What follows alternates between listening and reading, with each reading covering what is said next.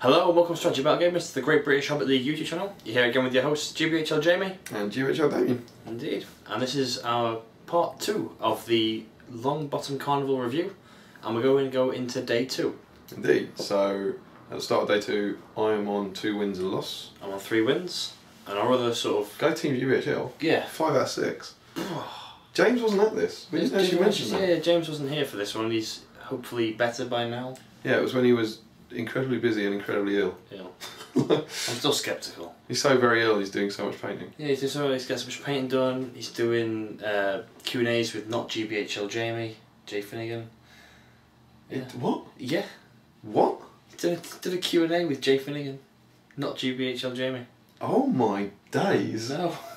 I haven't seen this. No. I just checked on the YouTube channel earlier, I was like, oh, that's how it is it? Whoa, do you want to do a Q&A? Should we we'll just make up some questions? Yeah, just delete his.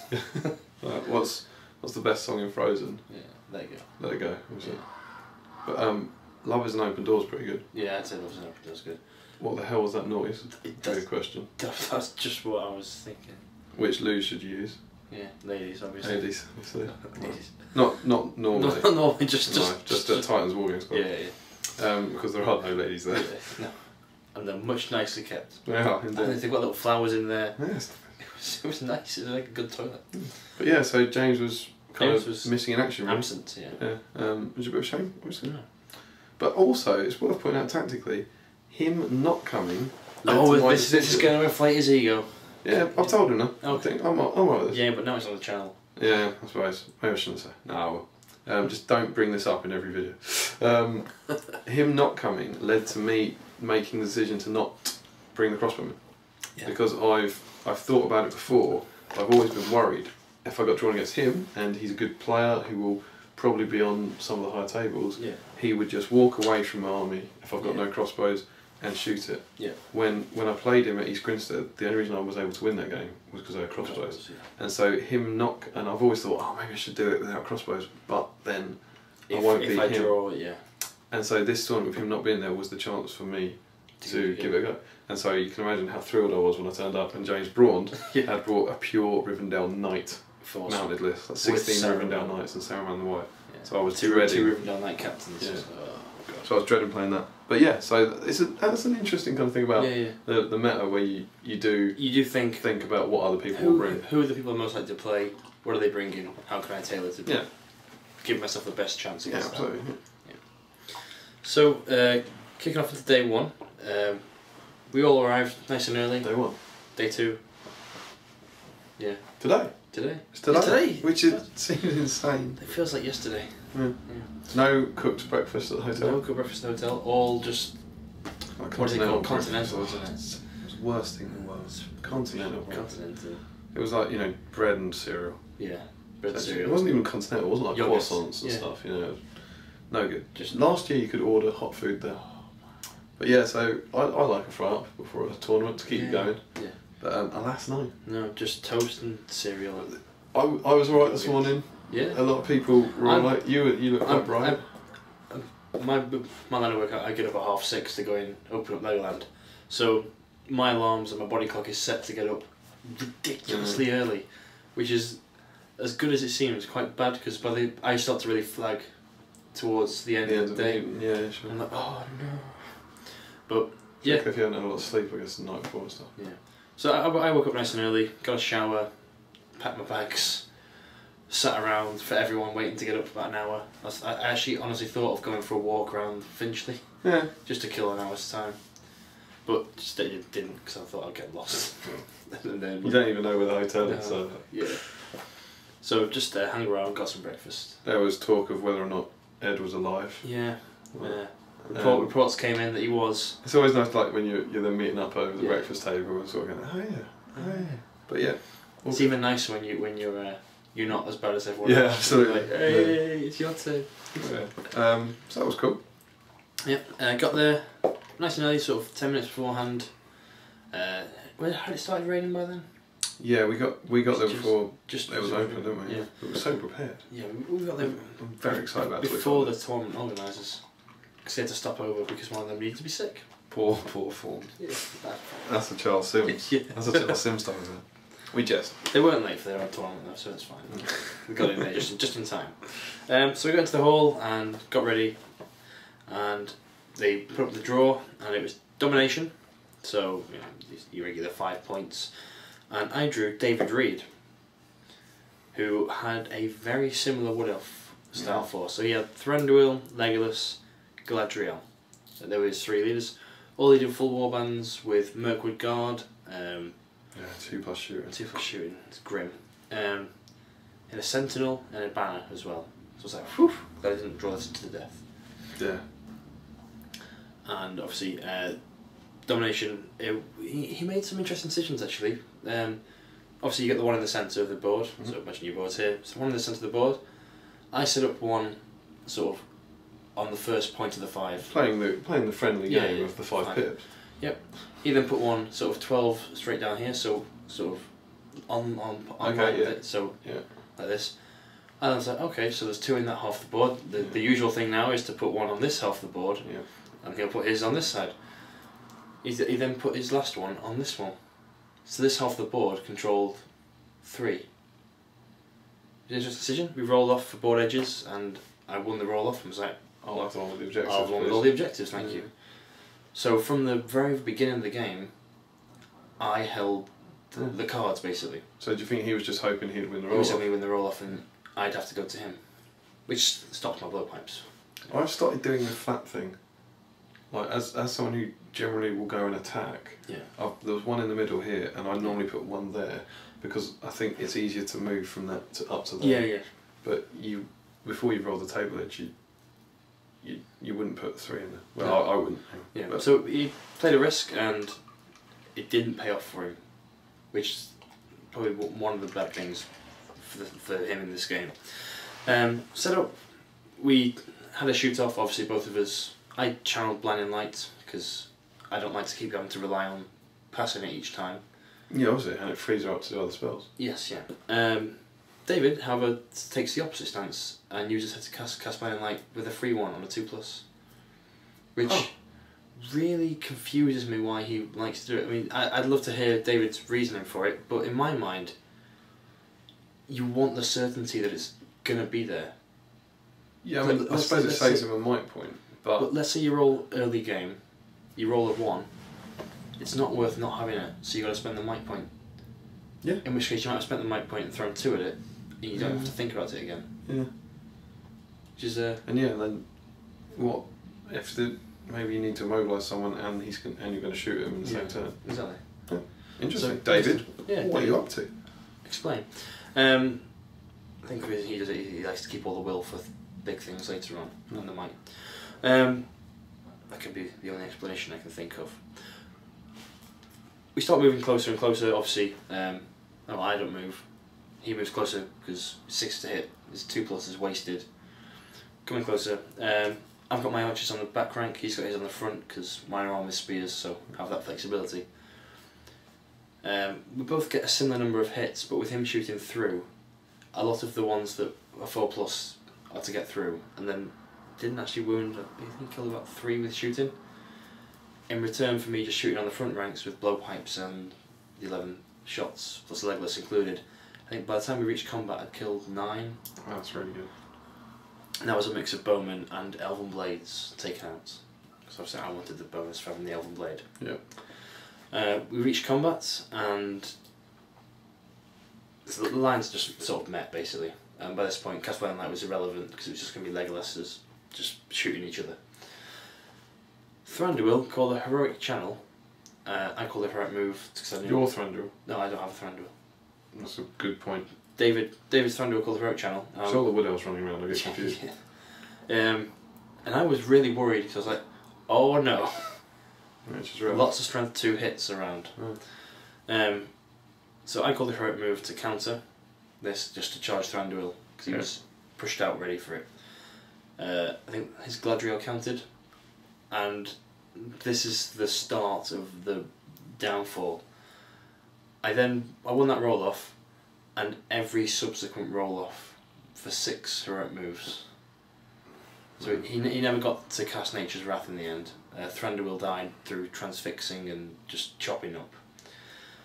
And yeah, the game I kept just pushing back and got very close to doing the thing you nearly did. Right. Where you kill them too quickly. The game ends.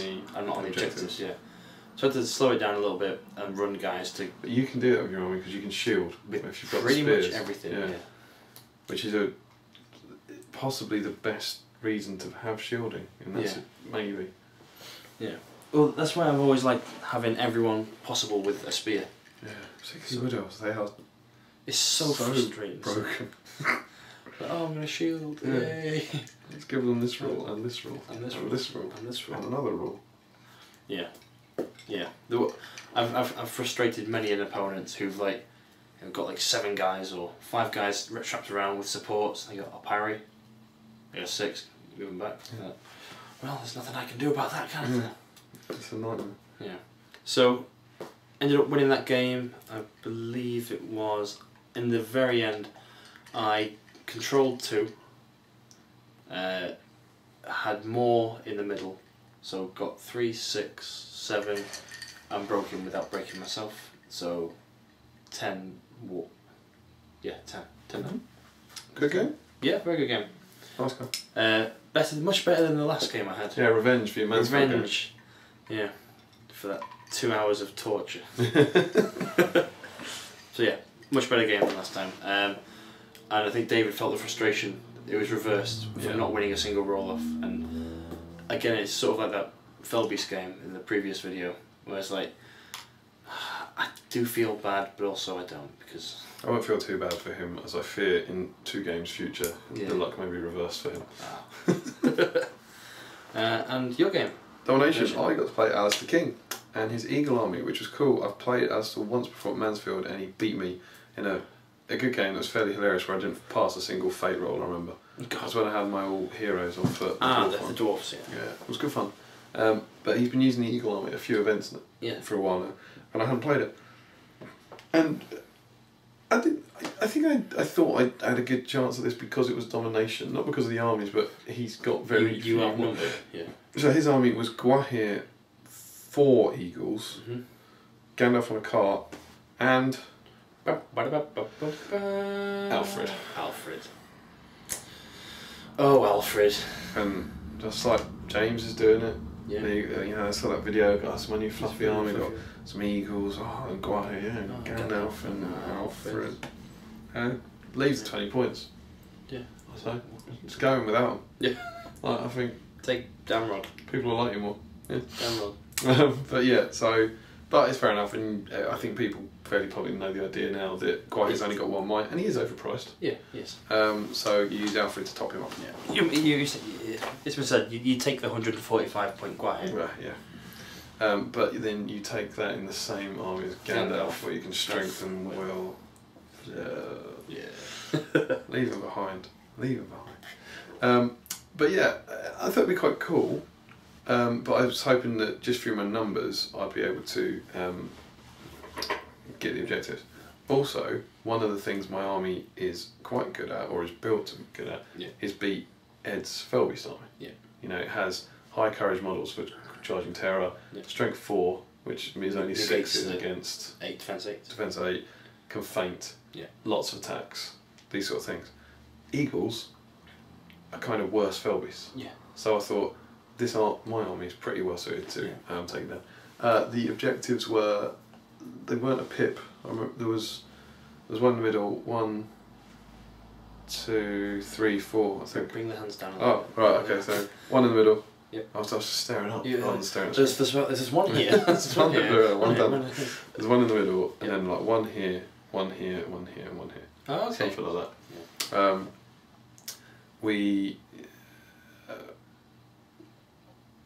We set up wrong. Did you set up on the...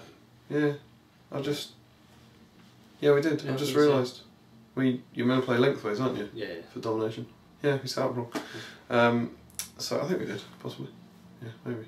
I don't know. So yeah, I moved forward. He immediately tried to do Alfred straight away, as you would, And he put Alfred on one of the objectives, like Yeah. behind this massive building, which is quite clever. And he rolled a 1, so Guahir lost A might point. a might point. Alfred gained 1. Yep. He then rolled a 3 and a 2, I think. Yeah. So it ended up with Guahir on 2. Guahir's gained a might point. Yeah. So is Alfred. And so he's gained 2 might, and I was like, Yeah. okay, I'll take that. Yeah. That's no one. I've also got Grima. So I forget. I've been chatting about Grima in my other games. Maybe we didn't do an awful lot. Don't know.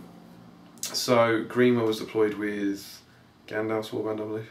I remember as well. He because of the nature of the eagles, he can't put all 4 of them next to each other because the wings hit. Oh yeah. So he has 2 eagle stands and 2 eagles, which I've got no problem with. But psychologically, it gives the impression there are less eagles. Yeah. You know, and it's a bit worrying. And his Guahir, I think he broke off, but he's got this rocky base. Yeah. And he flew him into this building, and because he'd broken off, it was just the base.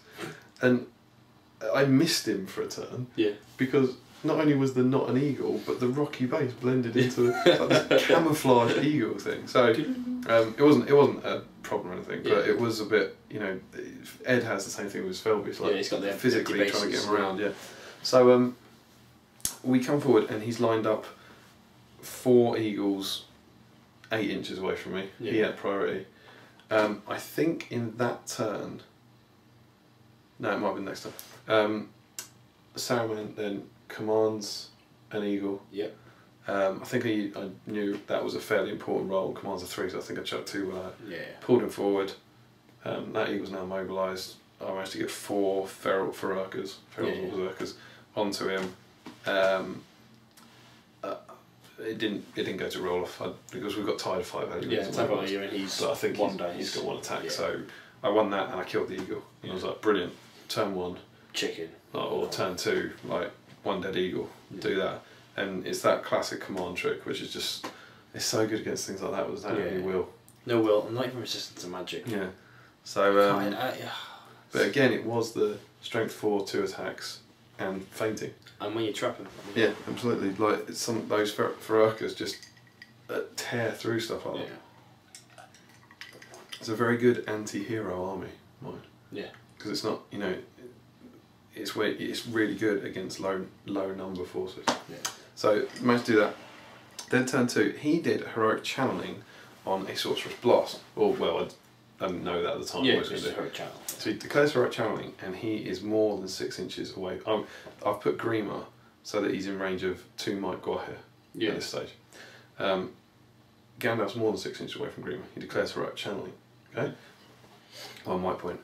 Gandalf's down to 2. I think I had priority. I can't much remember. He might have priority. Anyway, in his turn, he moves Gandalf forward to line up the sorcerer's blast, which is going to hit a berserker. Yeah. Hit a couple and dismount Saruman. Okay. Yeah? Yeah.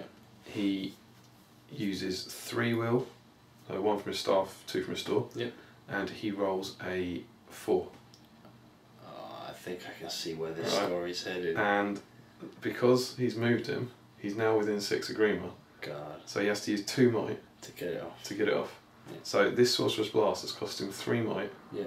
and 2 will, and his free one, right? So he does it, and he rolled quite poorly, but I think he did hit Saruman. He rolled like a 3 or 4. He rolled very low, but it was enough to get there. I think he dismounted Saruman, killed the berserker, and killed a feral. Now again, it's like the Mind and Light thing.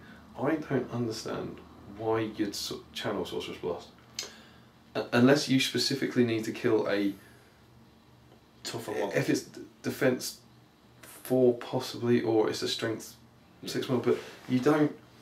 You're choosing to channel. Assume you'll chuck enough will to cast it. It might go 1 inch, and then you might not wound it. Yeah. Like there's too much risk in it for me. So again, I'd be quite curious to hear what was that. What the thoughts were. I imagine that the strength 6 is going to wound the berserker more, and the strength 4 will hurt berserkers more. But I don't know. For me, I wouldn't. Yeah, so It's too risky. It's too risky. It's too risky. That's a quote, that is. That's a quote. Yeah, the only times that I've ever used heroic channel on Sorcerer's Blast was we had the 2 wizards and Tom Bombadil and Goldberry, so the channels weren't so risky. Yeah. That way. We used them to take out Shades, because he goes strength 6, you need 5s to wound it. Yeah. But even then, I suppose if that's the model being hit, it's just you're using the might for a 1 in 3 chance. Oh yeah, but then you've got Tom and Gold, so it's not 1 in 3. Oh yeah, of course. You're bumping it all back up. Yeah, you're bumping it back up. Yeah, that's fair. But yeah, Steve does it a lot. I've seen Steve do it on the channel. Yeah. On the channel. What channel? He channels. He channels. Sorcerer's Blast a lot. And I don't know, just for me, I would far rather save that might point to turn a 1 from mobilise into 2. Yeah. Or something like that. But yeah, exactly, heroics. But yeah, just me, different players, different ideas. Yeah, exactly. So it kind of worked for him, but I think he was a bit disappointed it didn't go further. Then we basically had hit this eagle off, where he now has 4 eagles that include Guahir, attacking me. Yeah. If he wins, it doesn't really matter who gets priority, because he's got trying to chop me up, so he has to charge. I'm kind of beginning to get around the back of him, like as the turns wear on, and basically every turn I'm now just immobilising an eagle. And trying to take it out. Yeah, and taking it down, which I think probably works for 1 more. Yeah. His other eagles then are fighting and getting a couple of good hurls off. Yeah. But they're not devastating. I don't think I did have Fury in this game. I think I did have Fury in this. But because I've got so many attack dice, his eagles, it's not enough to just roll a 5 or something, because I'm normally chucking maybe 6 dice, so he's not winning as many combats. Yeah. And basically over a few turns, I got rid of 1, 2 eagles, something like that, and I start to go down. He then lines up another Sorcerer's Blast to just plough through the lines. Yeah. And he's out of might. He, again, in a decision that surprised me, he uses his last 3 will. Okay. And his free 1. So again, desperate for that. Yeah, you know, it was a really important line. Yeah. It would also knock down. I think it would knock down an awful lot that. No, it wouldn't have been in combat because I'd knocked down the eagles. Yeah. It was just a big line of. Well, he told me about it. I think there was a combat. He was happy to take the hit on the eagle, just to stop the combat from happening. Yes, that was it. Yeah. Everyone would fall. Yeah, that's exactly what it was.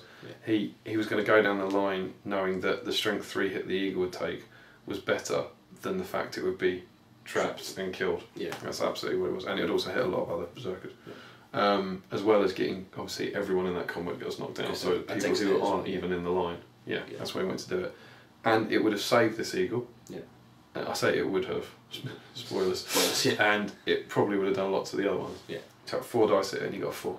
Oh. He needs a 5+, and he's got no might. Yeah. And you know, Grima is like outstanding. You might have won me this, Grima. So that was, you know, unfortunate for him. And all this time when he's trying to counter me, he knows that he can only ever do it once with Guahir, because he's got 2 might, but Grima's hanging around. Can't remember quite when he ended up using that might, but he called a heroic move at some point and trained him. So Alistair has a rotten luck with like his spells. If you imagine that channel Sorcerer's Blast, what cost him in that Sorcerer's Blast?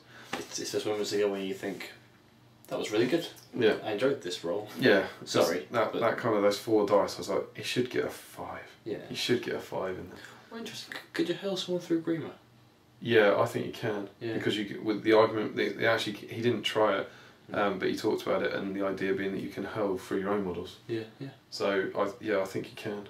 I think you could barge him as well. Yeah. You could barge him off a cliff potentially. No, you can't barge him because you charge him. You can charge him, but you can't make strikes at him, and you do a BPA strike instead of doing a strike. Yeah. But yeah, I think you could hurl something into it. Yeah. And he'll die. Yeah. So yeah. So then he's basically left with Guahir and an eagle and Gandalf at this point. And then he kind of flew over me into these ruins, which made it hard to get to. So they kind of fought me off for a couple of turns. And by this point, his 25%, so when the game ended, was 1 model. Yeah. That's an optimum list. He had 7 models in his list. Yeah. But 25% of that is 1. And the breakpoint thing, I had to kill 5. I mean, that is like, you know... it's the silly low numbers, maths. 7 models, breakpoint 4, to exceed it you need to kill 5. Yeah. So I'm now thinking, okay, I'm getting the advantage here. Don't be careful. Yeah. So I start moving things to the objectives. I send a couple round to look for Alfred. Yeah. And get on him. I managed to transfix Guahir, and I'm kind of in control by this point. You know, he's only got a couple of models. I've got more might. I think I used the Palantir at one point to get the jump on him.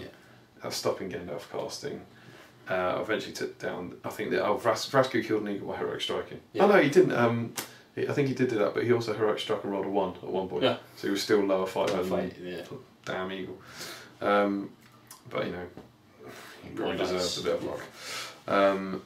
And eventually I had 2 berserkers going for the objective that's down here, and Guahir was sitting in the ruin here, and there's a big wall so I couldn't get to him. So I sent these 2 guys in to get Guahir there and trap him.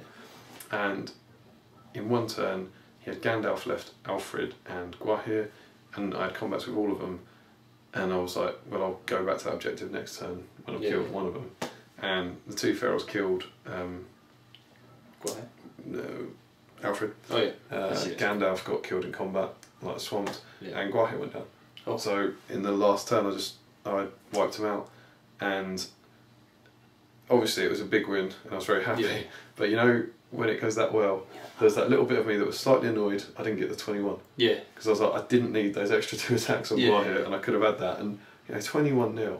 That doesn't happen at Domination. No. That was pretty good, but obviously can't complain that. Take a win, though, So yeah, it was a very big win. Yeah. And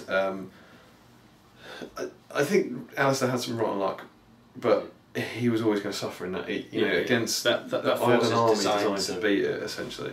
But it's really good. Bred for a single purpose, you might well say. That's a quote. That's a quote. Yeah.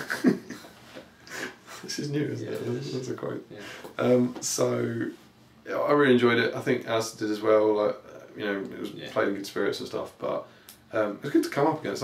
It's an interesting army. Yeah. But it's just, as always, 2 attacks on Eagle. Yeah. Really, it's not enough. You're matching the Eagle. The Eagle needs the knockdown and the extra dice for charging. Yeah. It's just you can't rely on them to win the fight. The fight value is brilliant, but you can't rely on them to get it. So so that was good to get.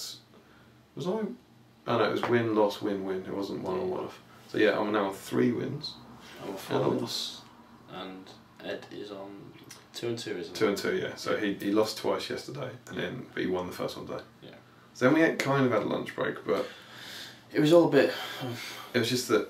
Well, I think an awful lot of people were feeling a bit ropey as well. Yeah. I certainly was at that time. Yeah. And as I said in the previous video, I think I didn't want to go to KFC again. I didn't want to go to KFC. Because you've had KFC, you've had your really unhealthy lunch. So we decided to go to the corner shop around the corner, basically. Makes sense. That's where it would be. Yeah. Went in there. Like, oh, are there any sandwiches? Big stream of people coming out, going into the next shop. We go, oh, we'll go in. No food in there worth getting, so we all go into that shop and choose some. I choose a sausage roll.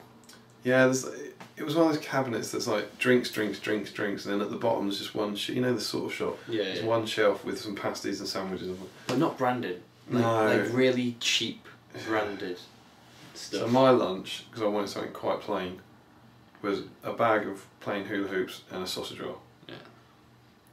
And I got back and I had a few hula hoops and a couple of bites of sausage roll, and then I didn't eat anymore. No. I put them to the side. I finished them later, but I was just like, I didn't know what I wanted, but that wasn't it. And so yeah, I just wanted to play the games, to be honest.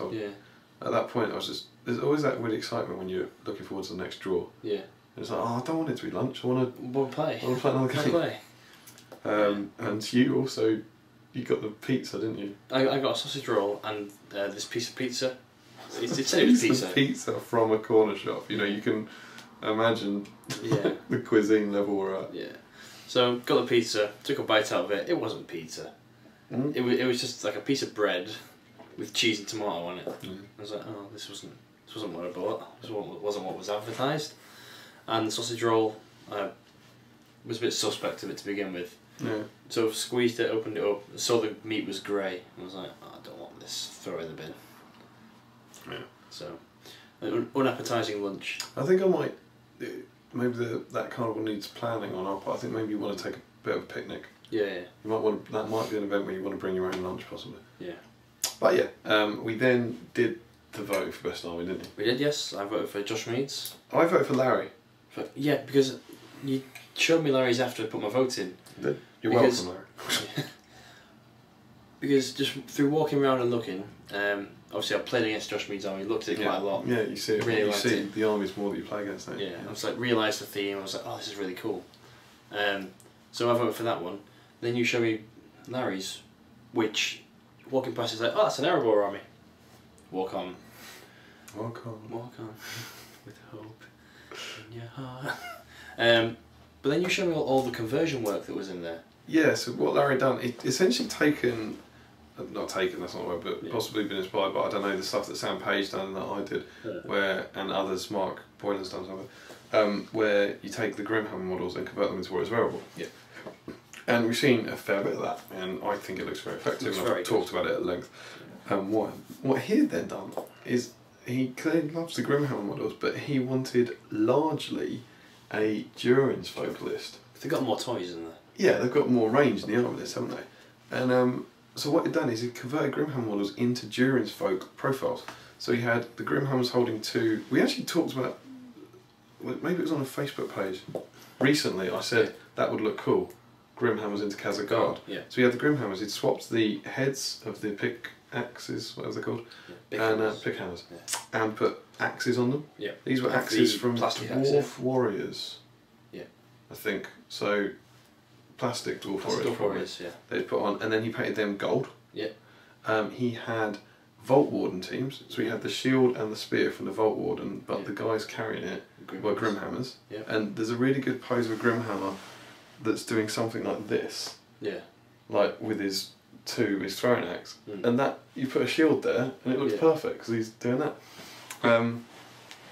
So he had those, and he had some Iron Guard, and they were, each one was holding an axe. I think possibly it might have been what the Grimhammer was throwing. Yeah. And they had a sword, a dwarf sword. Yeah. And you can get dwarf swords. Yeah. You could get a sword. Yeah. But Larry, for the continuity's sake, because he was putting into it, they were Feely swords. Yeah. So for every 2 Grimhammers, he had to get a Feely model. 2 Iron Guards. Yeah. Sorry, every 2 Iron Guard. He had to get a Feely model, but it's also like that kind of commitment. Yeah, commitment to the project. But it's the sort of things that you don't notice that it's Feely's sword as you go through. Yeah. As you scan past, as you're checking out every army in the hall. Yeah. So it's quite an expensive army in a way. Yeah. Like eBay was loving. Yeah. So so he's obviously presumably got about 5 unarmed Feelies. Yeah. Right, somewhere.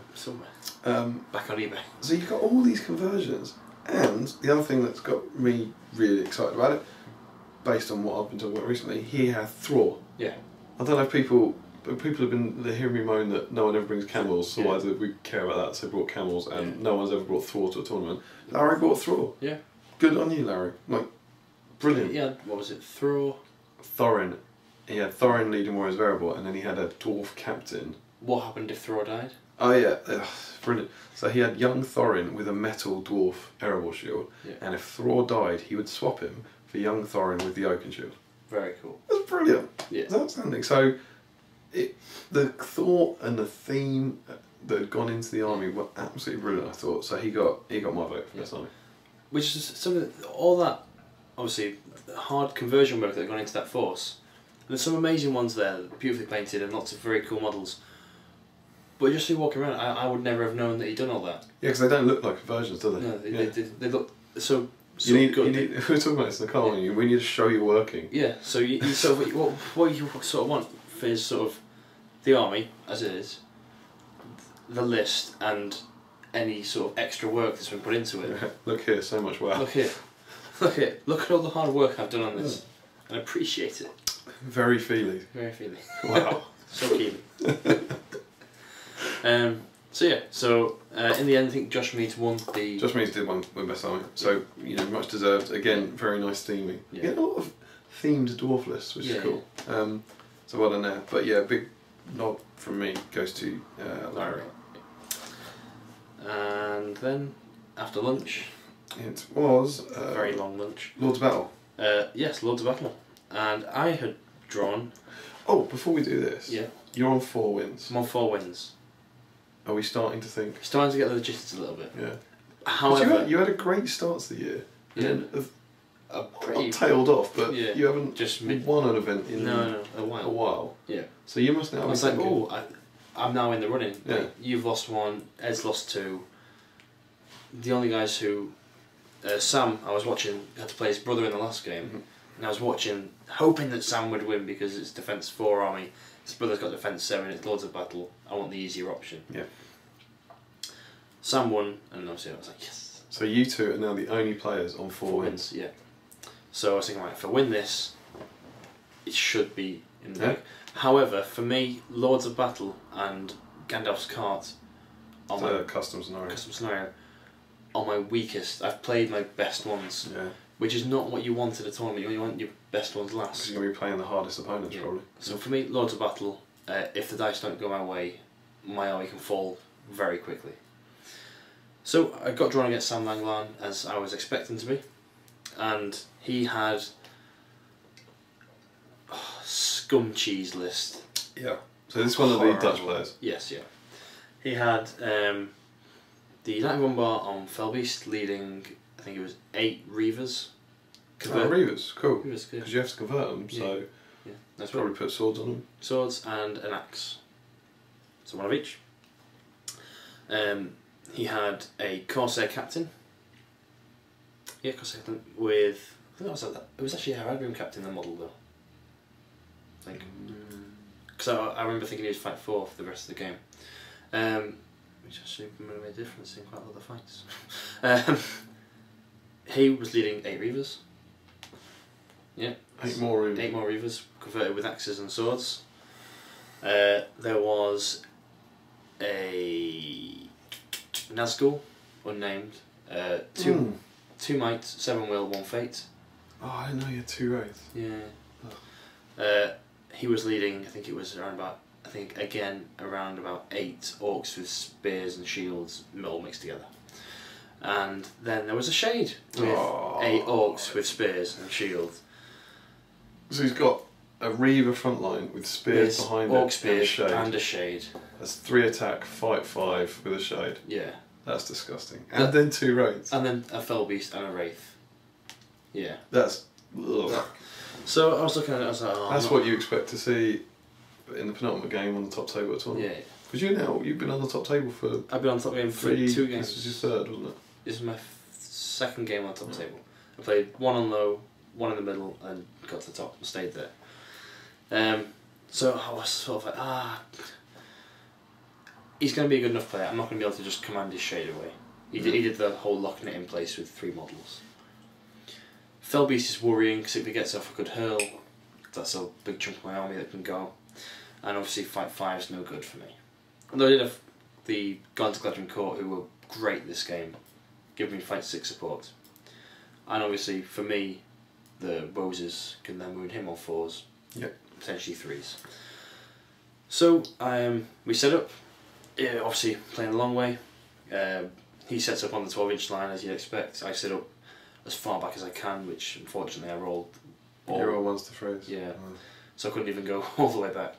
So I'm as far back as I possibly can. Turn 1, I get priority. Any heroics, he'd like to heroic march. I'll do the maths in my head. If I move back 3, he can get me the next turn anyway. Yeah. When it comes to a heroic move, I think, but I'd rather just...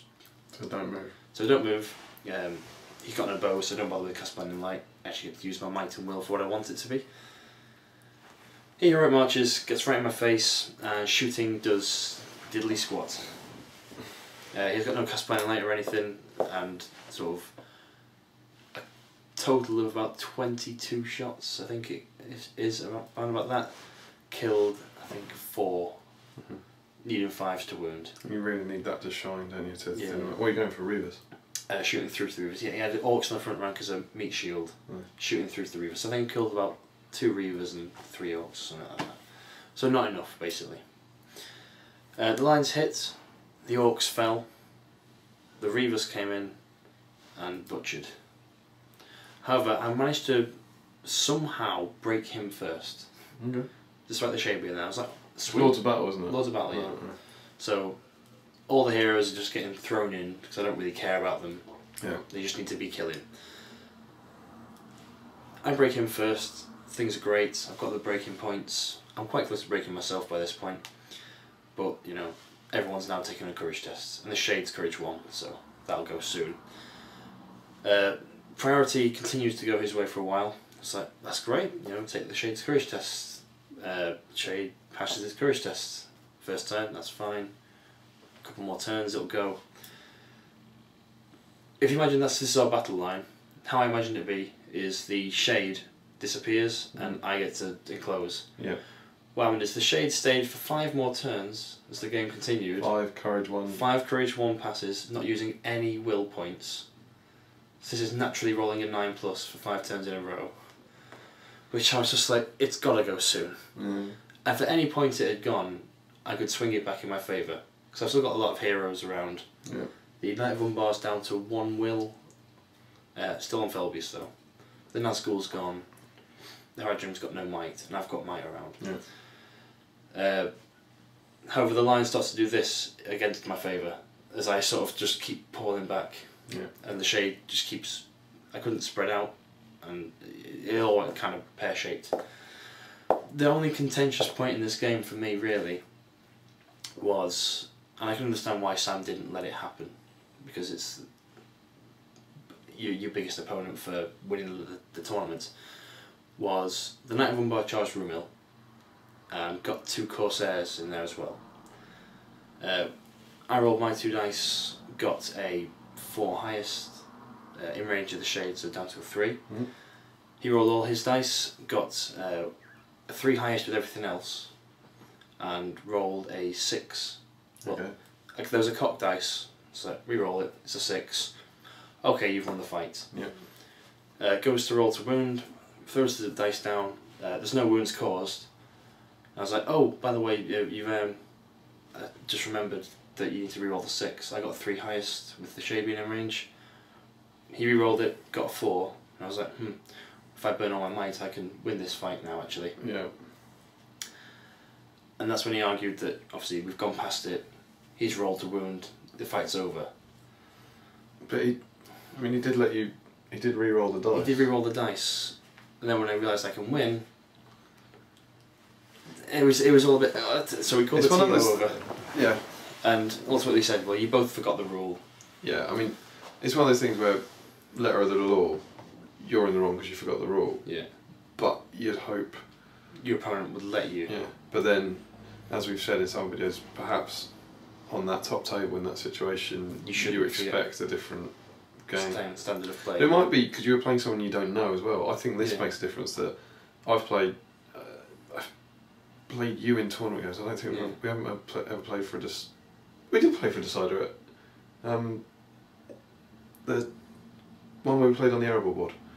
It was Longbottom Carnival last year. That was to win the tournament. Yeah. And because we know each other, there's none of that. Because you're still being friendly with your mates. But possibly there is that, if you don't know each other, then I don't know, you'll do the same for me. If you travel all the way over from Holland, yeah, you've got a lot. You're there to win. Yeah.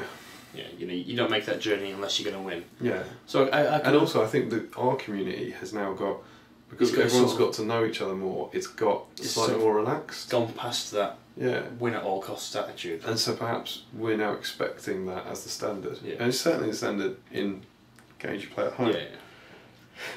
But yeah, it's unfortunate. Yeah, so the Felbys did no wounds, but the 2 Reavers, with me being knocked on the floor, hadn't piercing struck or anything. He didn't do any special strikes the entire game, and fair play to him, which he could have done. Even with all the X's? Even with all the X's, well, there's no point. Like, he could drop his defence, which is too much of a loss against the elves. But their sort of 8 strikes got 3 6s and killed me off. Which then the Knight of Umbar got his point of might back, charged into Galadriel, won that fight, hadn't done brutal power attacks in this combat, so got to hurl her down a line of elves. Through. She actually survived. She's fine. She's rock hard. She's fine. Didn't take many wounds, but the guys who got hit died. I think 6, and that really swung the game. And that was the moment that sort of the dominoes started to fall. Yeah. As that Knight of Umbar with his point of might back would charge into another hero, win the fight, get a point of might back, and it's just. And then suddenly you're your heroes and your might is falling, and he's getting it back up. Yeah, it's awful. So unfortunately, that game ended. I think it was 45 to Sam, and minus 12, 33 for me. The 12 points difference all came from the heroic, from the hero stats. So what, it all hinged on Rumor going. Yeah. So in the end, it was sort of the fate points and the wounds that were caused from heroes. And I was like, oh god. So the two big things in that game were Shade should have run away.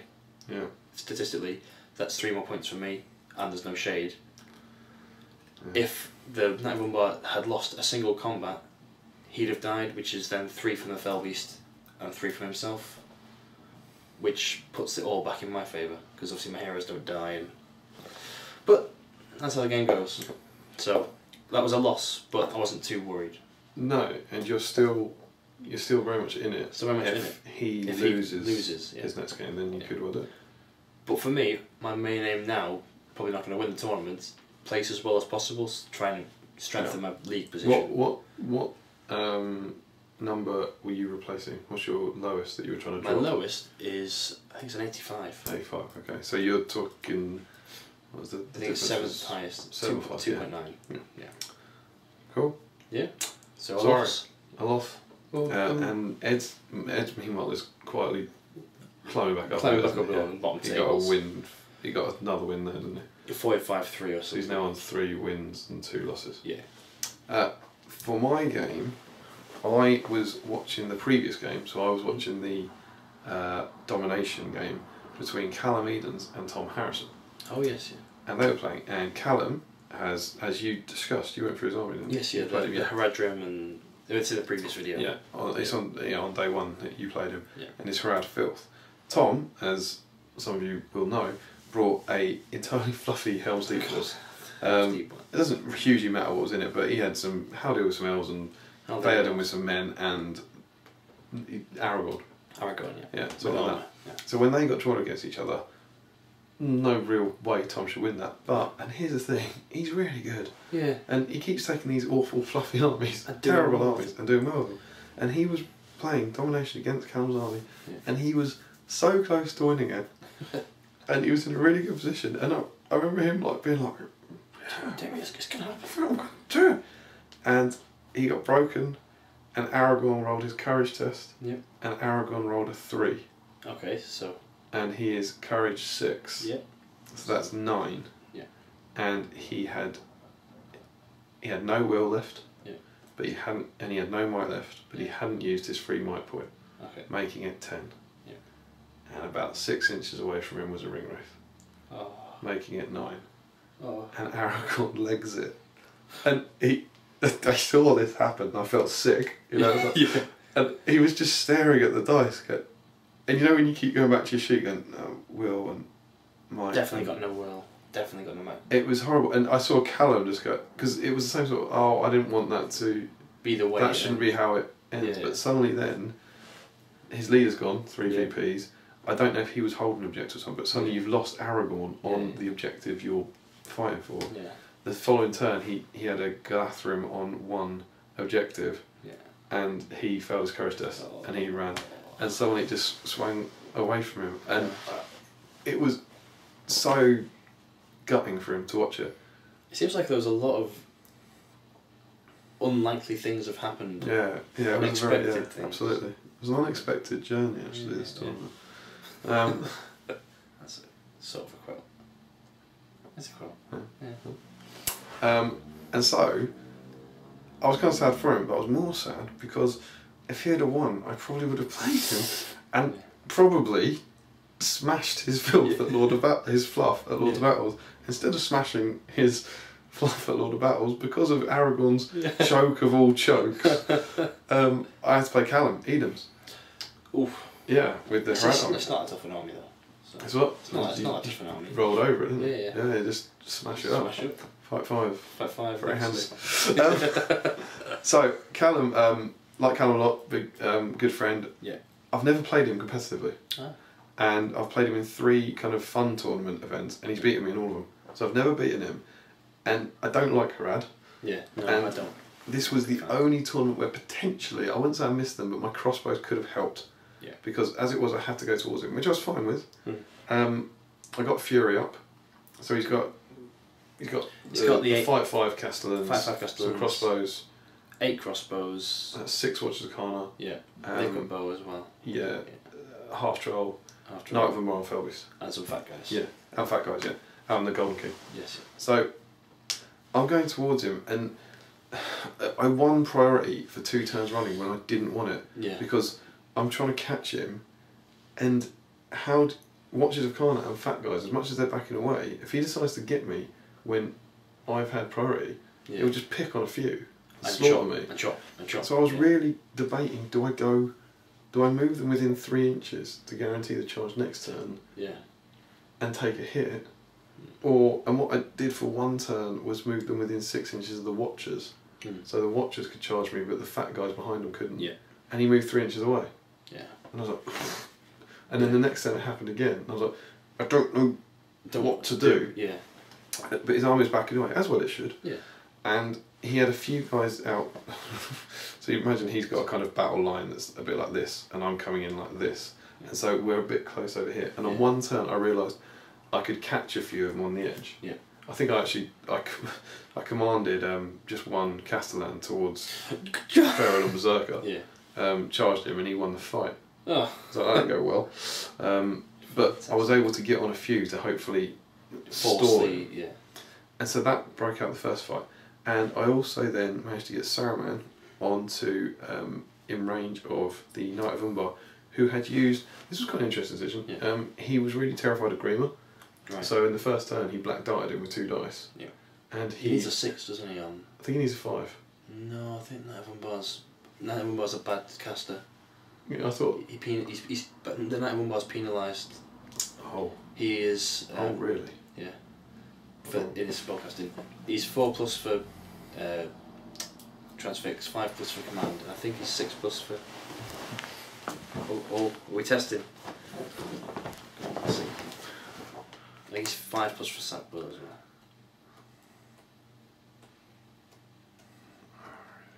well. Knight of Umbar. Black dart. It's 5+. 5+. Yeah. I was right with the other spells though. Yeah. Yeah. Good. Phew. Thank God for that. So otherwise I would have been going to Bicester and laying some smackdown. So he 2 dices it, and he only gets a 3. And I'm like, brilliant. And start kind of moving on. And he went, 2 might. And I was like, huh? He went, 2 might. I went, oh, okay. Show the point of killing Greenwich, you don't burn your might. But then, I guess from his point of view, he's then got to invest another 2 will to do it. Yeah. But it surprised me, but he got rid of him. And I kind of thought, well, Greenwich got 2 might. Well, not too fussed about that. But that was quite interesting. Yeah. Maybe 1 might, I don't know if I would have used 2. But then the next turn you've got to do the will thing again. I think I'd have thrown 3 will at it. Yeah. I mean, the other issue, of course, is that this is the other reason I might not have done it. It's not guaranteed. You've then got to wound him. Yeah. And you might do nothing. Roll the 1. Alas, he didn't. He killed Greenwich. Yeah. But anyway, so a couple of turns after this, Saruman gets in range of him, so he's got no might. No, he's got 1 might, sorry. 1 might, yeah. And I think I chucked 3 will at a Sorcerer's Blast. Yeah. Got a 6. Good. Thanks. Well done. And good roll. He resisted it with, he'd done another spell, so he's down to 10 will at this point. Yeah. He resisted it with 3. Okay. Bear in mind he's got a might. Yep. So he needs a 5. It's 4. Oh, 4 highest. Yeah, and I'm like, huh. That works out. Yeah, so they get blasted up. Oh, here's an interesting question for you that we were debating, and it didn't come up. It didn't matter in the end because we rolled the dice and I didn't win. So if I Sorcerer's Blast them, they both take the hit. Yeah. The Felbeast and the Wraith. Yeah. And the Felbeast leaves. But, and this would only matter for Lords of Battle, do I get to roll to wound the Felbeast before it leaves? I believe you would. You still get the points for it. You still get the 3. No, because you haven't wounded it. It's fleeing. That was a community FAQ thing, wasn't it? Yeah. Oh, okay. That you don't, if the thing flees, you don't get it. So if you wounded it throughout the game, you get the VP. But in the wording, it's not clear, of course, because Yeah. it's not dealing with the situation. But the wording says you are hit and knocked prone. I thought you knocked. And then after the end. full stop, no, it's the other way around. Oh. And after the full stop, it says the struck model takes a strength 8 hit. So if you do it in the order, yeah, it's so already gone. You meant to knock over. It becomes smaller. Yeah. I think it's blasted Yeah. back. Yeah. Interesting. Or get blasted back and then become smaller at the end, but all Yeah. before that you roll to wound. Yeah. So that would mean that only for Lords of Battle you don't get an extra chance to do a wound on a Felbeast. Yeah. But that was kind of interesting. Yeah. So that was brilliant. Yeah. That's now a Knight of Them by his leader. Oh, and I wounded him. Yeah. And he used both his fate. Also 2 points of fate. So yeah, 2 points of fate. His leader's on 7 will off the Felbeast. Brilliant. I'm now getting close to him. Yeah. And the only downside was where I caught him here. He actually had a lot more models than me, and by tying him up, he started to cut through a few of my Ferals and Berserkers. It's always that thing where you think, I'll sacrifice these guys to force the fight. Yeah. And I've lost Fury because he had sapped Will. Yeah. Although hilariously, because I was so used to it, there was a good 4 rolls.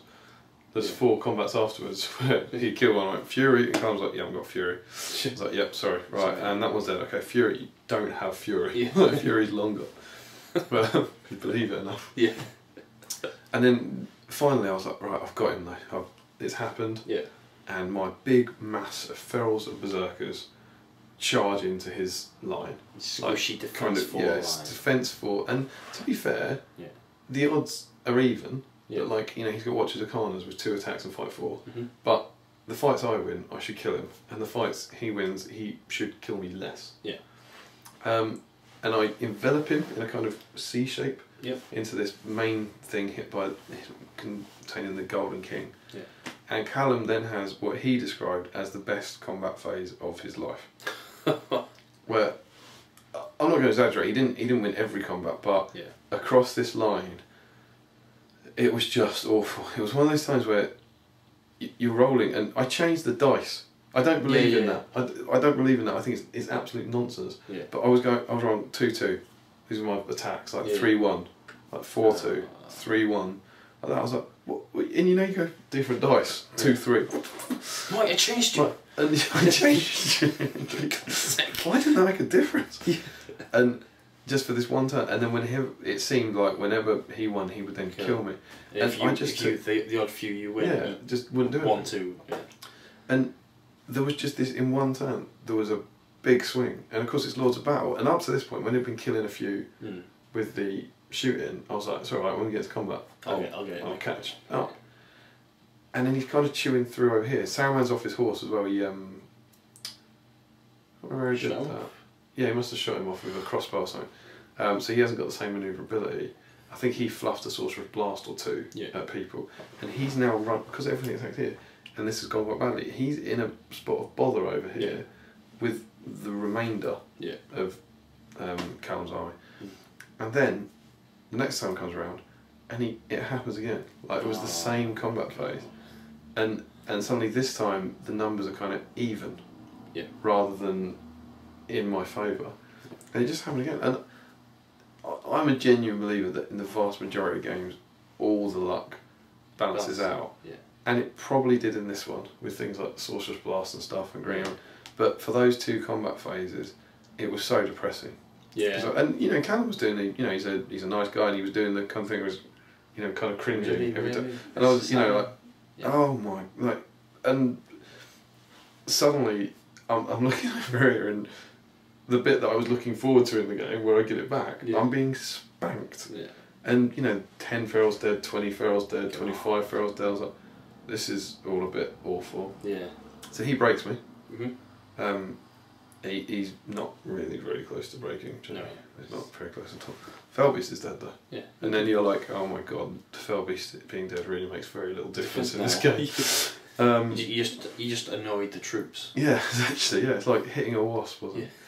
But so Vrasku then takes his courage death, and he's courage 4. He was within range of the ring wraith, so he's courage 3. I think he rolled. Must have been a 5. Right, no, because you wait and see what he does. He got something like a 12. Yeah, he did. He got 12, so he rolled 9. Yeah. So his courage is 12. And then Callum goes, what courage is he? And I'm immediately thinking, wait, he's passed. I was like, his courage is 4. So go on swing. He goes, he's staring at it. And I'm like, oh no. Not the Golden King. And he was like, what else has he got? And I was like, he's got 1 will and 2 might. He's like, that's 15. Yeah. And I was like, yeah, it's 15, Callum. Pretty high. And he went, so all 6 will get rid of him. And of course, you got to remember, he's a captain, potentially keeping people in it. Yeah. He's also got 2 might. Yeah. And I was like, yeah. You know, you got to go, yeah, but 6 will. Like trying to dissuade. Yeah, it's like 6 will. Is it really worth it? And you know, he's like looking at this line of dead ferals over him. Yeah, get rid of him. Damn it. So Vasco vanishes. So it's the Golden King. I've never actually had the Golden King's rule done to me that effectively. Yeah. Like just all of them in one go. I was like, and he's probably right to do it. Yeah. Have you met Mikolaj, haven't you? Yeah. Yeah. Mikolaj, back in Legions of Middle-earth. I met Mikolaj. No, I just forgot. Some people haven't met him because he's not that Played active anymore. Yeah. Played him a few times. But he used to take Golden King. And he used to take it because wizards were such a making a big surgence in Legions of Middle-earth era. He took him because with him and a ring wraith around, he could easily get rid of a wizard once the force was broken. Right. Because you think it's sort of like -7, they could essentially courage 0. Yeah. In one turn. Yeah. So you need to roll a natural 10 to pass. Was this like in the end game when they've used their store? They've used their store. Yeah. No, it's good. But it was horrible. Yeah. So he went, and then just over the next few turns, he was gaining more and more of a thing, and it was becoming harder and harder to hide Saruman. And I was long since broken, and I remember rolling the dice. The first time I've got like maybe 10, 15 models left, and it didn't end, and we went on. And then the next turn I've got like 6 models left. Oh. And I rolled the dice and it didn't end. And I remember screaming, "Why won't it end?" and Sam Page. I came over and Sam looked at this Page game. Sam Page went, "What? Are you winning?" No, I just don't like it anymore. And then that went on, and it got down to just Saruman on his own, who obviously just dismounted. No, he was just Saruman on foot. He had 2 will. He sorceress blasted some guy through into the ring wraith, hoping to into the Knight of Umbar, trying to kill him and get a few points. Yeah. And he got it off, but he didn't kill the wraith. I think he killed one of the guys. It was blasted through 5 and he killed one of them. And then he charged into the Golden King. Just end it. Because I was like, solid. And everything swamped in, and then he did not do well in the combat. No. And he died. And I was tabled. Tabled. Well done, Callum. Absolutely tabled. Tabling someone's a hard thing to do with the ending conditions. Yeah, with the ending conditions, there's that breaking thing. Yeah. But I went from, it was something like, I could be wrong with this, I went from being unbroken to being wiped out in 3 turns. Wow. And that was wiped out, that wasn't failed courage test. Yeah. That was just death. Being spanked. Yeah. And so it ended up 44-10. Oh, God. 10. And 2 of them were fate. I killed 8 models. Got rid of the Felbeast though. Yeah, he killed the Felbeast. What was it? It wasn't quite like the Kieran army, because Callum had every right to beat me in that. He had a very good army. And he actually said what was interesting, he wanted to play the Feral army because he'd never played it. Yeah. And his army's kind of, he said, not designed to beat it, but optimised for tools, it. Yeah. He's got a lot of 2 attacks and fight 4, and he's got those Castellans. Fight 5. Fight 5. And the fat guys kill them on 4s. Yeah, the fat guys to chop up my high defence models and a ring wraith. Yeah. Reduces my courage a bit. Yeah. And yeah, it did, but it didn't beat me in the way I expected it to. Yeah. But I lost to Charles Sims's Harad. Mm. Very similar makeup with the ferals in Preston. Yeah. And it's tough. Like, I said to him at one point, and I don't mean this as a disservice, but I think if those 2 combat phases, if we lined it up again, I could well win the game. Yeah. If you lined it up exactly as it was, re-rolled the dice, I could well win the game. Now, that's the game. Yeah, absolutely. Like, that's not what happened, but for those 2 turns, it was quite depressing. It was a great game, won't take anything away from Callum. He played it very, very well, and he deserved to win.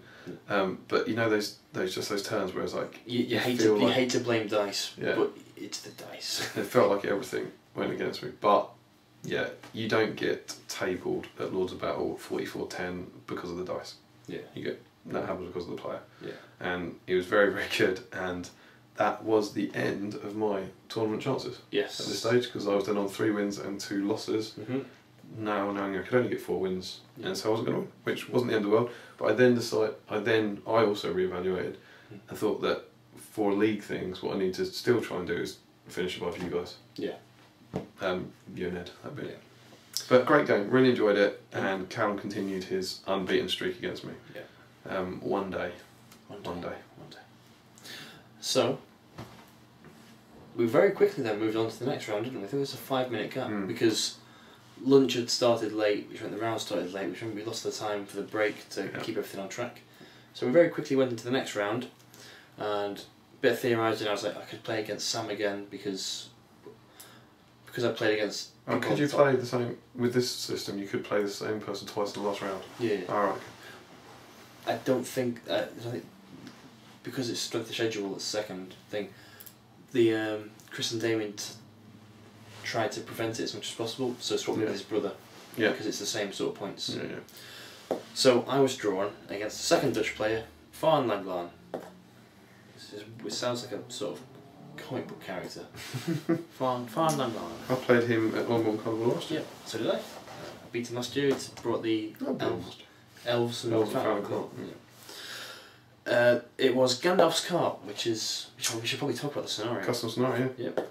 I'd never played it before. No, I hadn't played it. So I didn't really have any. Probably should have done. Should have tested it a little bit. Whole ground deployment. Whole ground deployment. So Maelstrom of Battle, not my favourite thing. Yeah. Gandalf's cart is an object in the middle. It's defense 5. It's got 5 wounds. It can't be shot at. Can't be magicked. It can't be mortal bladed. You got to destroy it in combat. If you wound it, you get a point. If you kill it, you get 3. Yeah.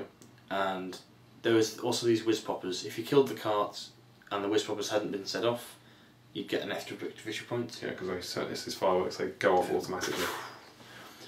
Or if you put a guy in base contact and try roll a natural 6, then you set off the whiz poppers early and you get the VP for doing it. Yeah. And then there's also breaking in general, 3 and 1 as normal. So I think in an original rules it was 5 and 1. Like if you till that you got 5. Oh, was it? But that took away too much from the others, so I think they dropped it down to 3. Okay. Yeah. So in my game I was up against Farn Langlaan. He took another force bred to win, basically. It was Damrod, Beregond, leading Fountain Courtguard with shield and Boris Tirith for shield. Grim. It was also Gimli with 10 Khazad Guard. Fight defense 7 front line. Yeah. Saruman the White on horse. There were also some Rangers of Gondor in there as well. A spear support. Yeah. Yeah. And Alfred with 6 Lake Towners with spear and 4 Lake Towners with spear and bow. However, they were proxied in with Dale warriors. For me, for me, purely personal opinion, wasn't a TO. That was a proxy step too far. Yeah. I'm all up for the guy who had a Scorpion and used Shelob's rules and using like the Mordheim model for a spellcaster. You know, it's obviously Chris and Damian's event; they can do what they want. Yeah. But for me, when the Lake Town models are completely available, just using Dale Warriors as Lake Towners, painted up in their scheme. Yeah, use them as Dale Warriors. Yeah, I think. So I don't know. Personally, for me, I wasn't keen on that. But you know, no conversion work gone into it. So that side, the force is strong. It's got 46 models. It's got Saruman as the leader. It's got Alfred to bump might up. It's got 2 cheap might caddies in the form of Beregond and Damrod, and obviously Gimli to go in and do chopping. Maelstrom Battle, I rolled a 5 for priority and sort of cried a little bit inside, and then Farn got me out of the hot water and rolled a 6. I was like, oh, thank He rolled fantastically for his setup, 5 for everything, so it all came on the top board edge. And that's the one that you really need him to roll badly for, so that his spears get separated from his defence 7. Yeah. But they all came on perfectly. I think he spent 1 might point with like Damrod, who then got it. But so it was one might point with Saruman, who then tried to get it back with Alfred the turn after. But Alfred rolled. He rolled all 3 dice together at once, which is a bit like it's too late. You've rolled it, sort of thing. 3 wheel from Alfred to get all the way. So all at once got a 1, 2, 3 or something like that. We did the 1 first, which dropped it down by 2, so he was on 0, and then he got the 2 might points back. So it didn't make a difference in the grand scheme of things, but it could have gone, he gets 4 might and loses 3 and takes him down to 1 if the order had been different. So it didn't matter for that game, but I was thinking, do you know? I follow.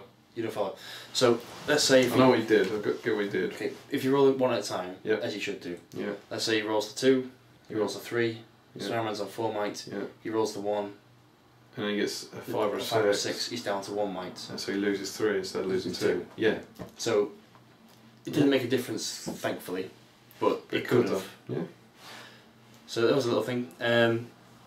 I rolled mine, and again, my rolls weren't great. I had to bump it with might to get it not all over the place. Ran straight forwards towards the cart, both of us did. I got all the woses in there, piercing struck. Fortunately I won priority the turn, we both charged it, so I picked order of fights. Chopped it up, had to blow all the might from Rumil to kill it in 1 turn, because by the time I'd done all my strikes I had 1 wound left on it. Right. And it's Rumil's turn, he rolls a 3 highest, I was like, oh, I'm not letting you have it, 2 points of might. Which was Rumil out of might. Garn's down. But worth it for 4 victory points. Yeah.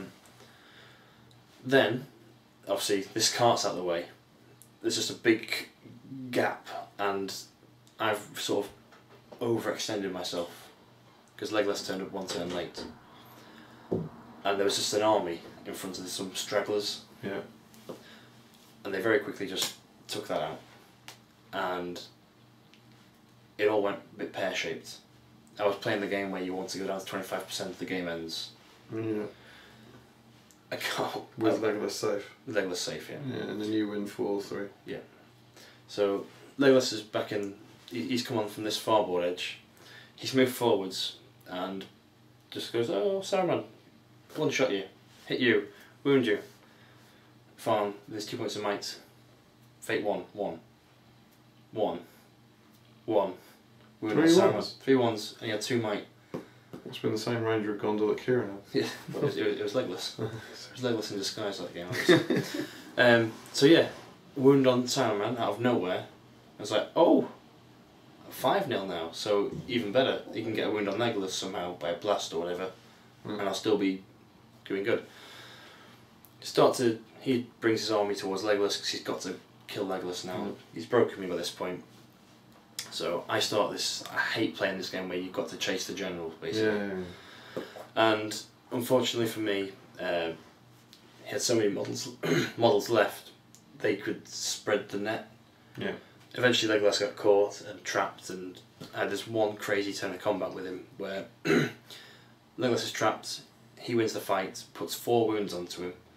I was like, damn, wrong of fate. All 3 passed. I was like, oh, get in, Legolas. Damian, how much time's left on the round? 8 minutes. Stop it! It's too long. Too long. Then next turn, everything gets in. Gimli gets in. Thronax doesn't kill. Saruman's arrived now. Immobilises him. Legolas dies. Game ends 6-4. 6-5, sorry. That's like Very close. God damn it. Mm. Yeah. But it was a good game, but the Force was built to win. Yeah. And Farn... As was yours. That was mine, yeah. Farn, I think he realised just how close he got to taking me down to 25% before he got Legolas. Yeah. He was 2 models off for 2 turns. And I had loads of guys in combat with just Khazad guards. The Khazads weren't killing them. You know, like, why are you killing them?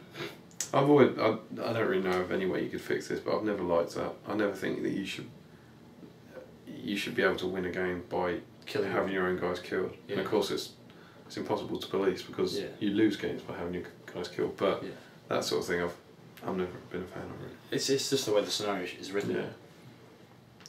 So I lost. So 4-2, but my strength of schedule. Yeah, it was by very this point was the highest in the tournament. So my run. Because you had 4 games on the top table. Yeah. So out of everybody in the tournament, I'd had the hardest run. Yeah. Which I can safely say because the stats are there. Yeah, absolutely. Yeah, you're on the top table.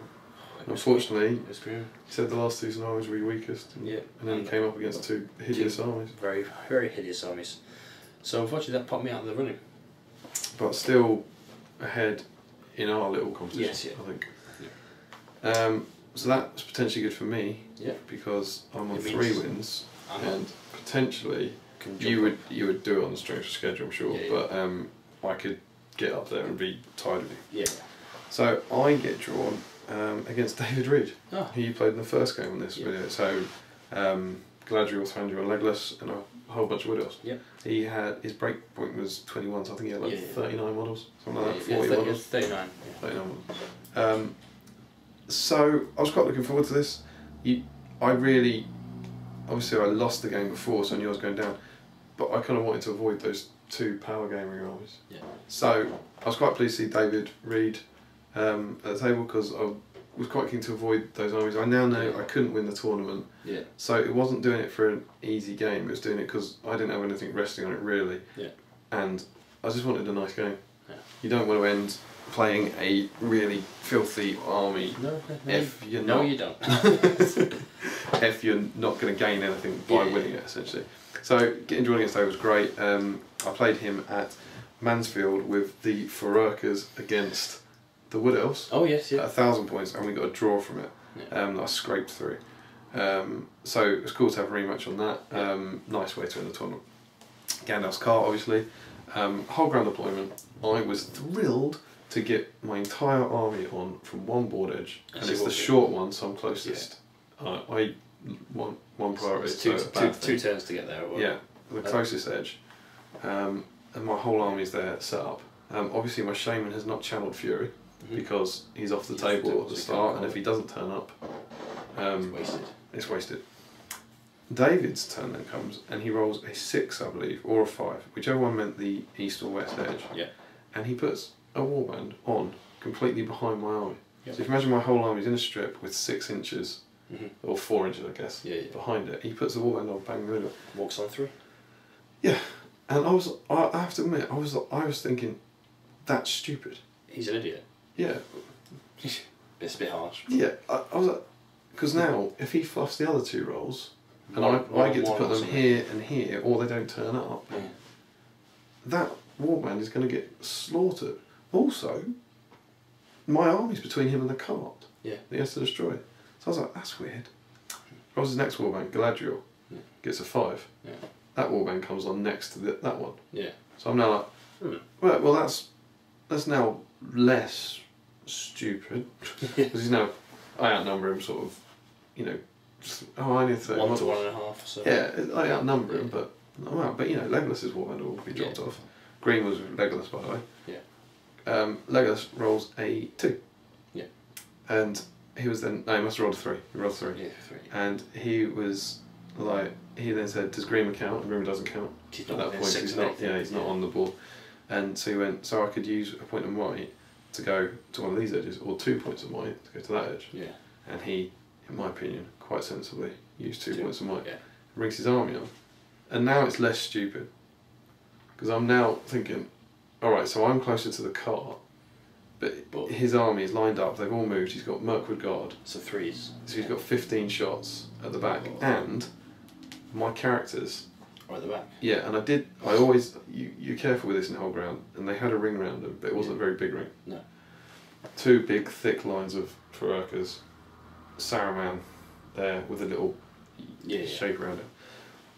I was like, alright, his shoot phase, 15 shots, I don't have Fury up, because I couldn't do it before. He kills 5 ferals. Okay. Pretty bad, pretty good. Yeah. But I thought, alright, well, That's pretty good odds. That's not insane, I think.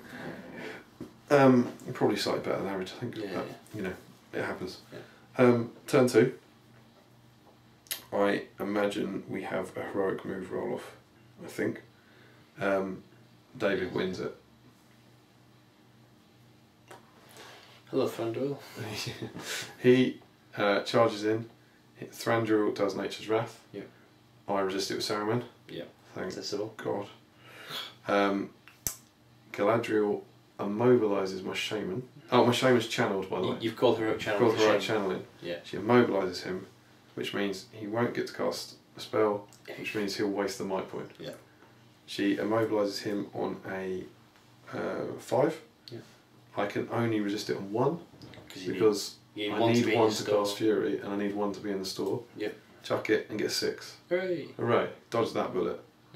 Yeah. He engages me across the line. Mm-hmm. I think on that turn, including charging Saruman, he was basically for a lot of turns he was able to charge an elf and 2 elves and 1 spear support into Saruman. Yeah. He's also got a banner back there, so he's essentially got 3. 2 attacks at 5/5 to my 2 attacks at 5/4. However, that's not what the scenario's about. Yeah. Well, that's cool. My turn. Yeah. My shaman can now only cast Fury on 1 dice. Yeah. 1. Ah. So well played there. Yeah. Really, really clever little ploy to do that. Nice little mobilise. And I always think with my army, if I don't have Channeled Fury, that's a game changer. Absolute game changer. It's not to say I can't win without it, but Yeah. it would have been a different game if I had Fury. I then send about 5 berserkers towards the cart. Yeah. I kind of re-engage as much as I can to try and block his elves, but because he won that heroic move off, he's already got a few. He's got little cart parties Chunks, coming down the side. Yeah. We fight in the combat. I can't tell you exactly when this happened, but he got rid of Saruman's fate quite soon. He won the combat. In fact, Saruman's only got 1 attack because of where the line is. I can't pull the other guys off him. And yeah, he got him down to 2 wounds very early on, which was horrible. That fight, it was heavily in his favour for a while. He'd killed like about 10 of my guys, and I'd killed about 4 of his. Yeah. And then the next turn, the same thing happens. Yeah. Heroic move roll off, he wins it. Yeah. The next turn, the same thing happens. Heroic move roll off, he wins it. This is why Dice Gods obviously favouring him this game after laughing at him in my game. So it was 3 in a row. Yeah.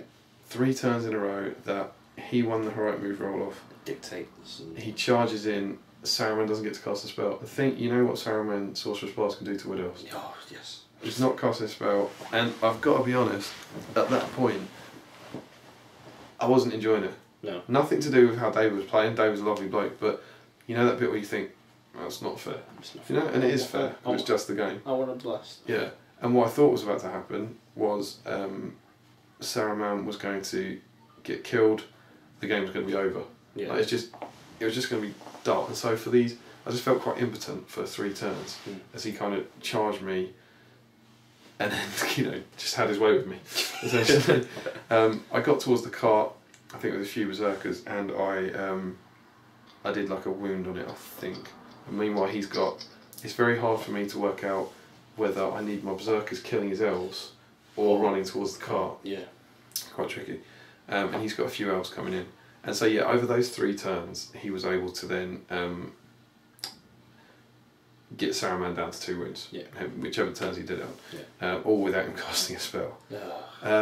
We then get to a turn where he, the last of those turns, he charged in and he got Saruman's on 2 wounds. Yeah. He got Thranduil on him and 2 elves, and Saruman's trapped because of where he's charged the other guys. Right. So at this point, I'm thinking he's got 2 wounds left. He'll have the higher fight value. He will win that combat. Yeah. And then Saruman will die. Yeah, that's 4 from Thranduil. Needed 5. Green was really great in this, by the way, by denying might. Yeah. He did really well for me. And he's bound to kill him. And I read, and Green was around the back, and I genuinely debated for possibly the first time ever charging Thranduil with Greenmar. Just to take him off. Yeah, just to take him off. But that would then free up 2 might back into his thing. And I was like, I debated it for ages and didn't. Yeah. Because I came up with a different counterploy. Go on. Which was, in the fight phase, Saruman called a heroic strike. Yeah. He got what he needed to, the higher fight value. Yep.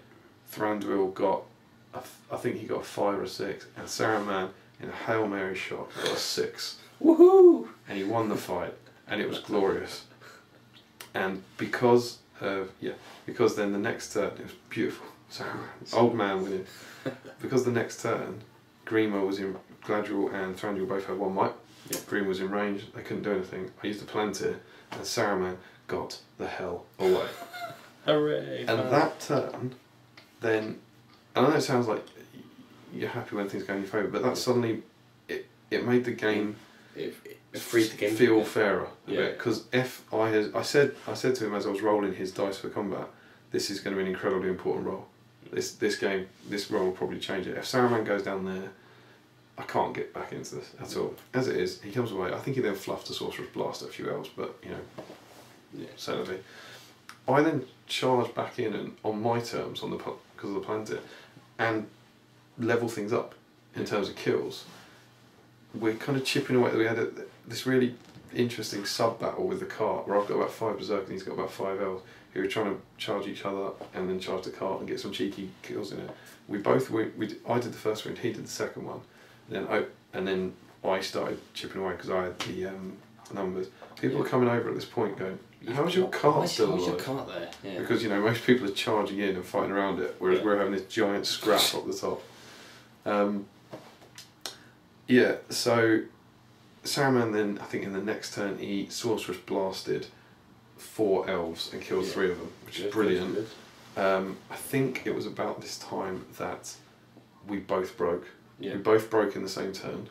It's a 25% ending one rather than a 1 or 2 when you're breaking.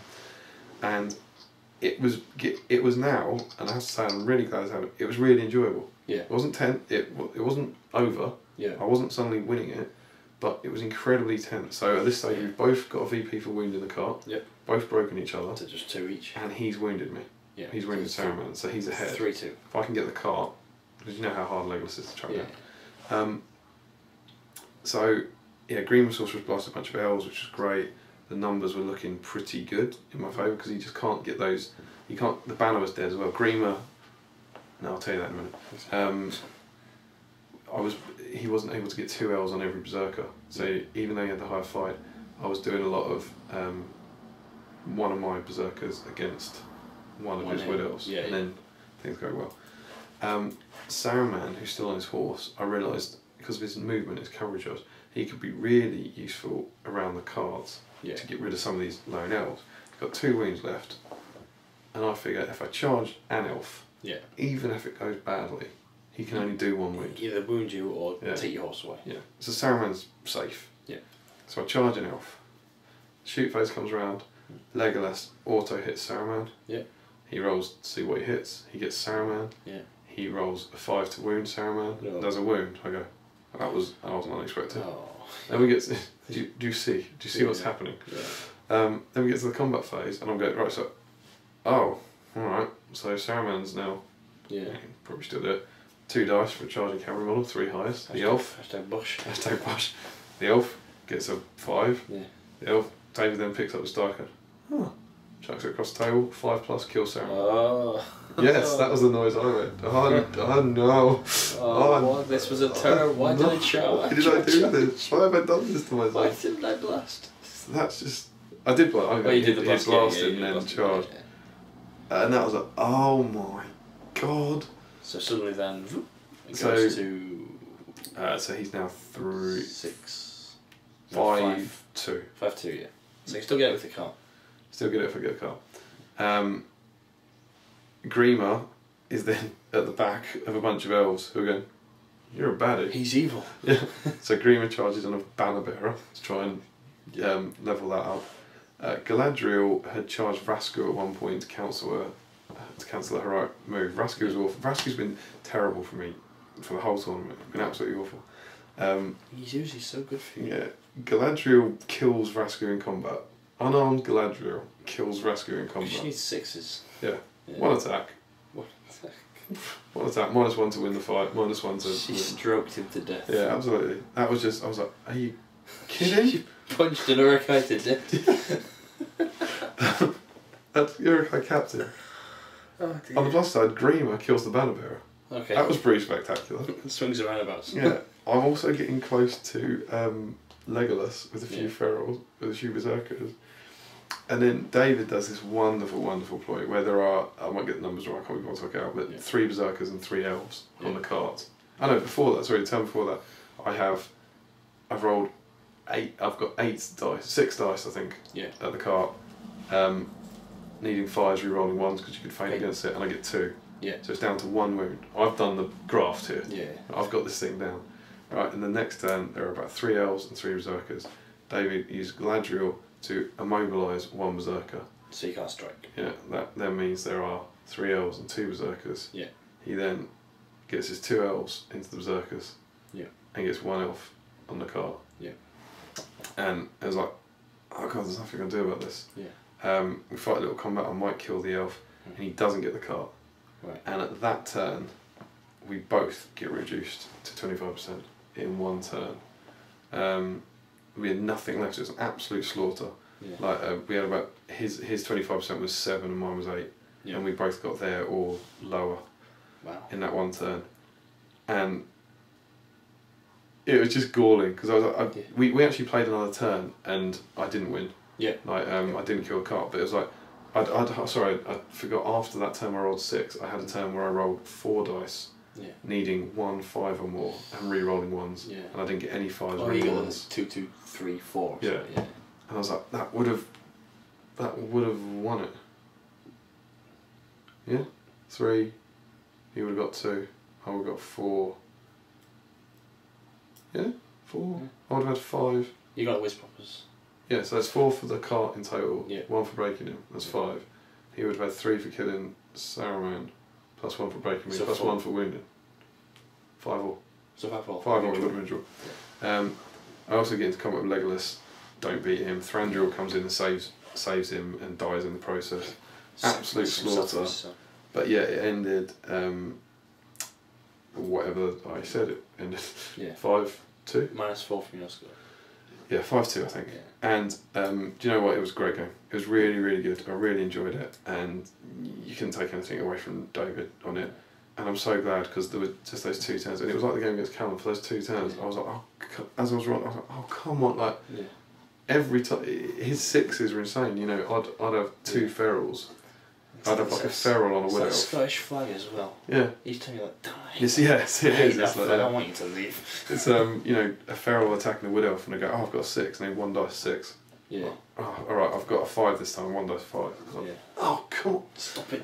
Stop it. But it's a very, very good army. He's a very good player. Yeah. And again, he deserved to win. Yeah. So thanks for the game. And actually, I think possibly because of how much it turned around, I gave David my favourite game vote. Yeah. Because I did really, really enjoy it. And I think we were probably the only game to not destroy the cart. Yeah. Like, everyone was coming up and going, how is your cart still there? What's it doing? Why? We obviously had a very tough cart, and my stupid berserkers couldn't cover him. Yeah.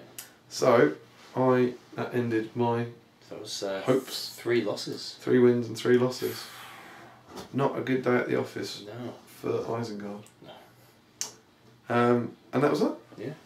So, Tournament over. we packed away. Ed had recovered to be on the same as you. 4 wins and 2 losses. So of our little triumvirate, I had done the worst. Yeah, you've done the worst. Like quite comfortably. Like 3 losses, all in. Not all that surprising really. No.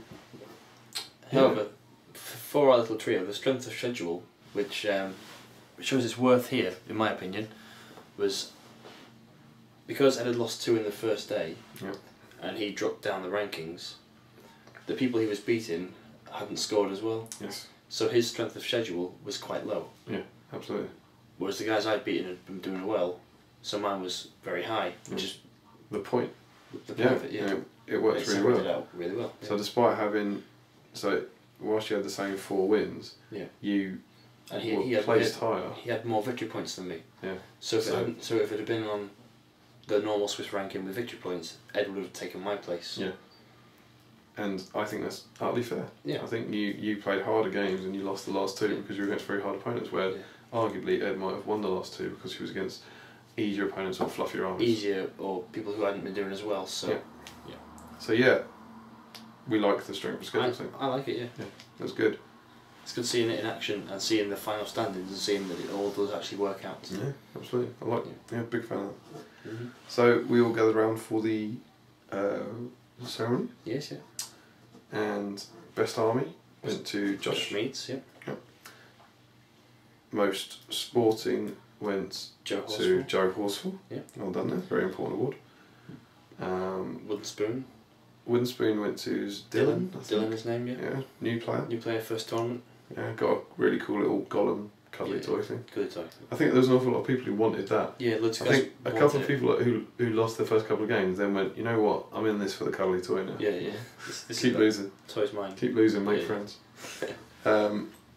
Chris Young won the Master Cart, right? It was essentially, you could build a cart for Gandalf's cart, and whoever built the best cart. He and I were drawn on that, I think.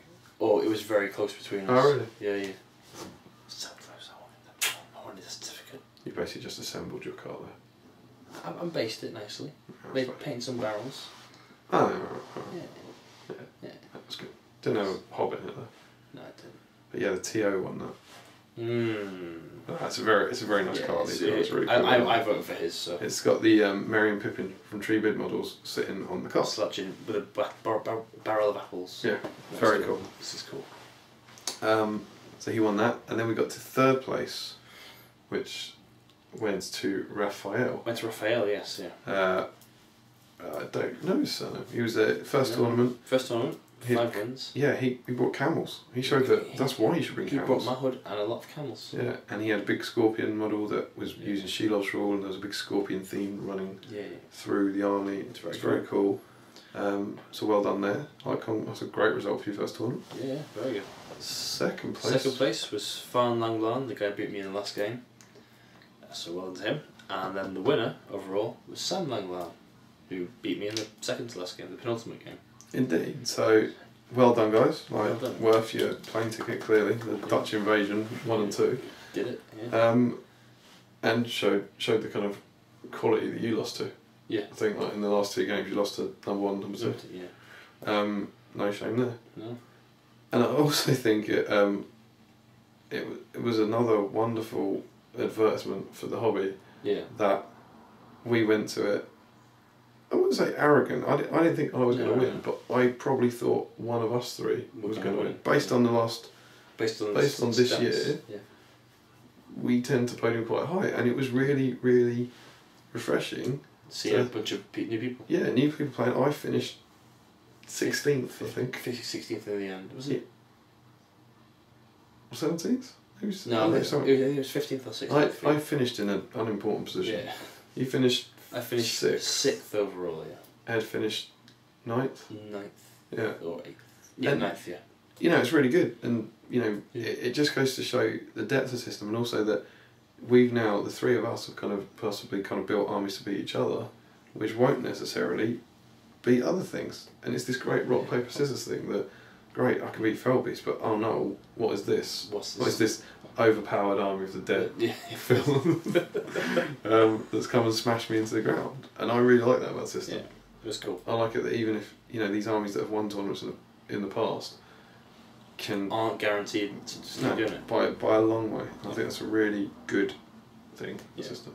So not our greatest day at the office, really. Yeah. Sorry, GBHL guys. Yeah. But well done to Jamie. You had an incredibly tough run. Yeah. And coming 6th in that field, I think is very good, which did improve. I have improved by about 3 points, so I've not caught anyone up, but I'm just strengthening my position a bit more. Sounds good. Yeah. So, good weekend? Yeah, good weekend. Very good. Well done to Chris and Damian. Another excellent Titans event. Oh, we didn't mention what everyone got when they first came in. The keychain. Oh, yeah. Mine's downstairs. I haven't got it. Mine is not here. They got some the key rings. Yeah, laser cut MDF. Is it MDF? Yeah, I think so. With Longbottom Carnival, the dates, and on the back it says. It's a quote, isn't it? Yeah. It's a quote from The Hobbit. I can't remember it. No, but it's lovely. Like a little free thing. Yeah. You can hang on your keys, and it's a proper little memento. So yeah, that was awesome. Really liked that. There was the quiz winner's got a certificate as well. Oh, and I won the door prize.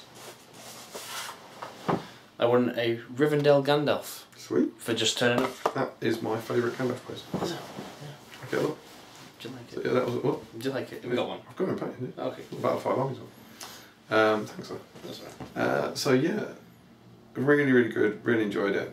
Great to see everyone after what feels like quite a long break. It was 5 weeks, which is a very long break for us. Yeah. And then like 10 of us went and had a bit of food in the pub. Yeah. And a Coke. A Coke, no beer. And then we came home and we talked about it all for you. Yeah.